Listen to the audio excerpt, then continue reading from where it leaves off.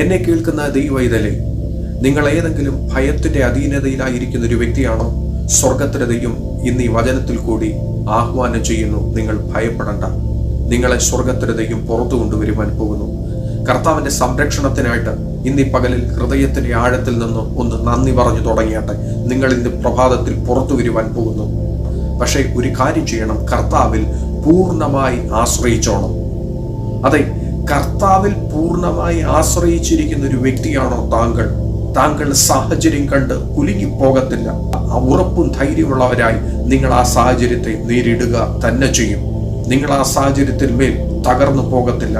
നിങ്ങൾ നിശ്ചയമായിട്ടും പുറത്തു വന്നിരിക്കും. പർവ്വതങ്ങൾ ചുറ്റോട് ചുറ്റും യെരുശലേമിനുള്ളതുപോലെയുള്ള സംരക്ഷണമാണ് ദൈവം തൻ്റെ ജനത്തിന് കൽപ്പിച്ചാക്കുന്നത്. അതുകൊണ്ട് ഇന്ന് പകലിൽ സ്വന്തം വിവേകത്തിൽ ഊന്നാതെ കർത്താവിൽ പൂർണ്ണമായി ആശ്രയിച്ചാട്ടെ. സദൃശവാക്യം 3:5-6 ഇങ്ങനെ വായിക്കുന്നു: പൂർണ്ണ ഹൃദയത്തോടെ യഹോവയിൽ ആശ്രയിക്കുക, സ്വന്തം വിവേകത്തിൽ ഊന്നരുത്. നിന്റെ എല്ലാ വഴികളിലും അവനെ നനച്ചുകൊള്ളുക, അവൻ നിന്റെ പാതകളെ നേരെയാക്കും. അതെ, സ്വന്തം വിവേകത്തിൽ ഊന്നാതെ കർത്താവിൽ പൂർണ്ണമായി ആശ്രയിച്ചാട്ടെ. കർത്താവ് നമ്മുടെ പാതകളെ നേരെയാക്കുമെന്ന് ആ വിഷയം നിങ്ങൾ ഇന്ന് പകലിൽ അഭിമുഖീകരിച്ചു കൊണ്ടിരിക്കുന്ന ആ വിഷയം നിങ്ങളെ തകർത്ത് കളയത്തില്ല. ആ രോഗം നിങ്ങളെ തകർത്ത് കളയത്തില്ല. ആ ബുദ്ധിമുട്ട് നിങ്ങളെ തകർത്ത് കളയത്തില്ല. യഹോവയിലാണോ ആശ്രയം വെച്ചിരിക്കുന്നത്, നിശ്ചയമായിട്ടും നിങ്ങളൊരു അത്ഭുത സാക്ഷ്യമായി ഇന്ന് പകലിൽ പുറത്ത് വരിക തന്നെ ചെയ്യും. എത്ര പേര് വിശ്വസിക്കുന്നു?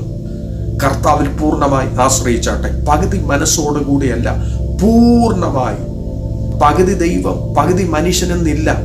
ദൈവമക്കൾക്ക് ഒരു ദൈവവൈതലാണോ പൂർണ്ണമായി കർത്താവിൽ ആശ്രയിച്ചോണം. 50-50 ഇല്ല. കർത്താവിൽ പൂർണ്ണ മനസ്സോടെ 100% കർത്താവിൽ ആശ്രയിച്ചാട്ടെ. നിങ്ങൾ ഇന്ന് പകലിൽ ഒരു അത്ഭുതം കാണുവാൻ പോവുകയാണ്. രോഗിയായിരിക്കുന്ന ഒരു വ്യക്തിയാണോ താങ്കൾ? കടഭാരത്തിനകത്തിരിക്കുന്ന ഒരു വ്യക്തിയാണോ താങ്കൾ? അല്ലെങ്കിൽ ഏതെങ്കിലും ഭയത്തിന്റെ അധീനതയിലായിരുന്ന് എന്നെ കേൾക്കുന്ന ഒരു വ്യക്തിയാണോ താങ്കൾ? ഇന്ന് പൂർണ്ണമായി എൻ്റെ യേശുവിൽ ആശ്രയിക്കാമെങ്കിൽ നിങ്ങൾ നാളെയല്ല, ഇൻസ്റ്റന്റായി ഈ വചനം കേൾക്കുന്ന ഈ നിമിഷം തന്നെ നിങ്ങൾ പുറത്തു വരുവാൻ പോകുന്നു. വിശ്വസിച്ചാട്ടെ.